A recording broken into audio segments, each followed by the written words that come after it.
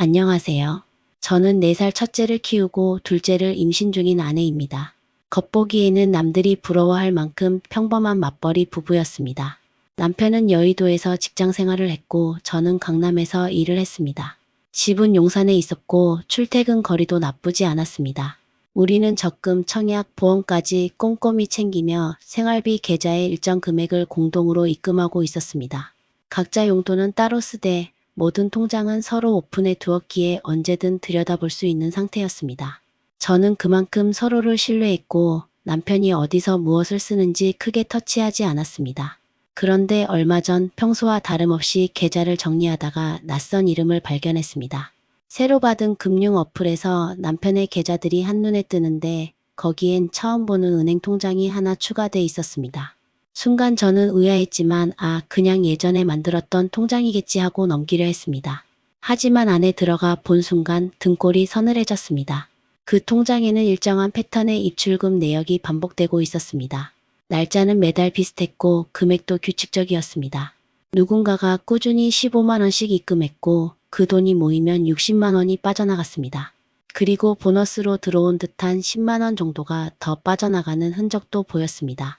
이상하다 싶어 거래처를 확인했을 때 제 눈앞에 뜬 단어는 오피스텔 관리공단. 머릿속이 하얘졌습니다. 오피스텔? 남편이 집 말고 따로 오피스텔을 가지고 있다는 뜻인가? 순간 수많은 생각이 스쳐 지나갔습니다. 혹시 두 집 살림을 하는 건가? 누군가와 동거라도 하는 건가? 아니면 바람이라도 피우고 있는 건가? 심장이 두근거리고 손끝이 떨렸습니다. 저는 차마 아이 앞에서 표정을 관리하지 못할 정도로 충격을 받았습니다. 남편이 집에 들어왔을 때 저는 참지 못했습니다. 이게 뭐야? 오피스텔 관리비라니 당신 사실대로 말해. 두 집 살림하는 거야? 제 목소리는 떨리고 있었고 남편은 당황한 듯 잠시 말을 더듬었습니다. 그러다 한숨을 쉬며 입을 열었습니다. 그거? 오피스텔 맞아. 근데 네가 생각하는 그런 건 아니야. 알고 보니 남편은 영등포에 오피스텔을 얻어 회사 동료들과 함께 쓰고 있었습니다. 유부남 2명, 결혼을 앞둔 총각 1명, 그리고 남편까지 총 4명. 그들은 공동 보증금을 내고 방을 얻어 PC 4대를 들여놓고 퇴근 후 술 마시고 게임을 하는 비밀 아지트를 만든 것이었습니다. 저는 기가 막혔습니다. 보증금은 어디서 났는데? 당신 월급으로는 턱도 없잖아. 남편은 눈을 피하며 말했습니다. 작년 연말에 받은 성과금 있잖아. 원래 금액보다 절반만 들어왔다고 했잖아. 사실은 절반은 다른 통장으로 받았어. 나만 그런 거 아니고 4명이 다 그렇게 해서 보증금 냈어. 그 순간 저는 남편이 그동안 얼마나 많은 거짓말을 해왔는지 깨달았습니다. 성과금을 속이고 계좌를 숨기고 퇴근 후 야근이라 둘러대며 오피스텔에서 시간을 보낸 것. 모든 게 거짓이었고 저는 그걸 1년 가까이 아무것도 모른 채 믿고 있었습니다. 남편은 태연하게 덧붙였습니다. 월세는 내 용돈에서 낸 거야. 매달 15만 원씩만 내면 됐고 큰 부담도 아니었어. 그러니까 네가 걱정할 건 없어. 하지만 저에겐 돈이 문제가 아니었습니다. 저는 지금 둘째를 품고 있는 몸입니다. 첫째는 겨우 4살. 임신과 육아로 몸과 마음이 지쳐 있는데 남편은 제 옆에 없었습니다. 저는 늘 남편이 코로나로 인해 회사 업무가 늘어나고 불안정한 증시 상황 때문에 야근이 많아진 줄로만 알았습니다. 집에 오면 늘 피곤하다며 소파에 쓰러졌고 저녁도 건너뛰고 잠드는 경우가 많았습니다.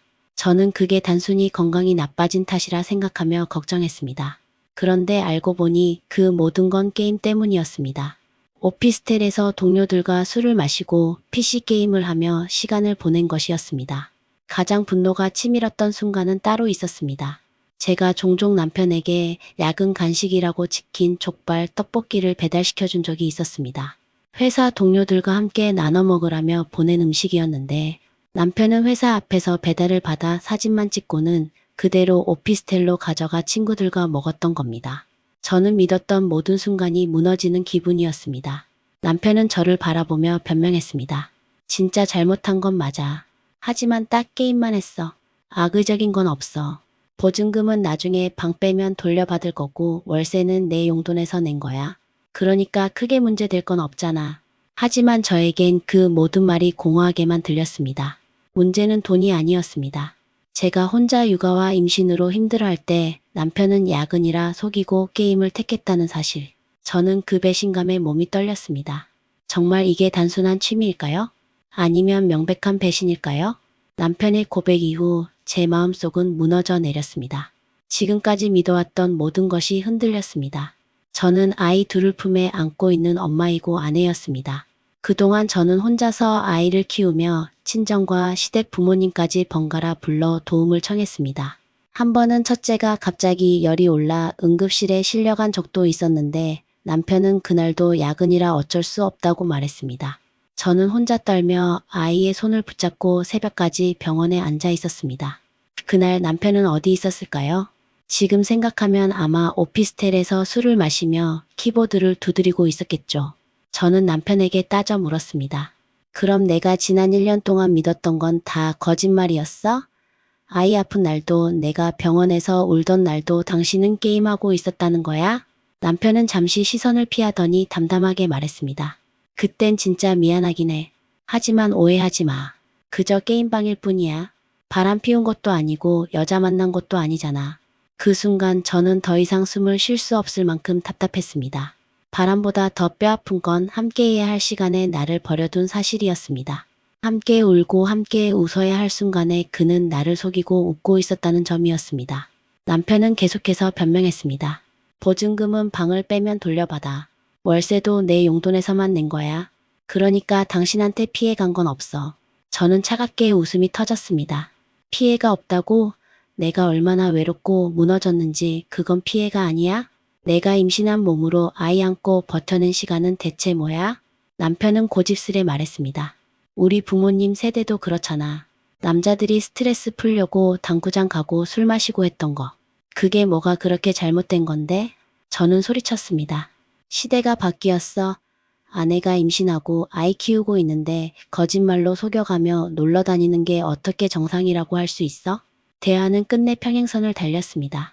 남편은 자신이 큰 잘못을 했다고 인정하지 않았고 저는 더 이상 그를 믿을 수 없었습니다. 그의 눈빛은 죄책감보다는 들켜서 아쉽다는 아쉬움이 더 짙게 보였습니다. 며칠 동안 저는 밥을 제대로 먹지 못했습니다. 밤마다 뒤척이며 이 결혼을 이어가야 할까, 끝내야 할까 수백 번 고민했습니다. 아이들 때문에 그리고 아직 태어나지도 않은 둘째 때문에 쉽게 결정을 내릴 수 없었습니다. 하지만 마음 한구석은 이미 결론을 내리고 있었습니다. 이 사람과 평생을 함께하는 건 불가능하다는 결론이요. 저는 스스로에게 물었습니다. 사람이 이렇게까지 신뢰를 저버렸는데 내가 어떻게 다시 웃을 수 있을까? 내가 다시 그를 믿을 수 있을까? 아무리 생각해도 답은 나오지 않았습니다. 주변 사람들은 각기 다른 말을 했습니다. 그래도 애 아빠니까 한 번은 참아라. 남편도 스트레스가 많았을 거야. 여자 만난 것도 아닌데 이혼까지는 좀. 하지만 제 마음속에서는 다른 목소리가 들려왔습니다. 거짓말로 무너진 신뢰는 다시 세울 수 없다. 그리고 아이들에게 거짓과 무책임한 아빠를 보여주는 건 더 큰 상처일 뿐이다. 결국 저는 이혼을 진지하게 고민하기 시작했습니다. 남편은 아직도 상황을 심각하게 여기지 않았습니다. 나도 잘못하긴 했지. 하지만 이혼까지 할 일은 아니잖아. 그냥 취미였다고 생각해. 그의 태도는 끝까지 저를 더 실망시켰습니다. 저는 결심했습니다. 더는 혼자가 아니었습니다. 제 곁에는 아이들이 있었고 저는 엄마로서 그들을 지켜야 했습니다. 믿지 못할 남편과 억지로 함께 사는 것보다 혼자서라도 당당히 살아가는 게 아이들에게 더 떳떳할 거라 생각했습니다. 마지막으로 여러분께 묻고 싶습니다. 남편이 비밀 오피스텔, 이게 단순한 취미로 넘어갈 수 있는 문제입니까? 아니면 결혼을 끝낼 만큼의 배신입니까? 저는 이제 그 답을 제 삶에서 직접 찾아야 합니다.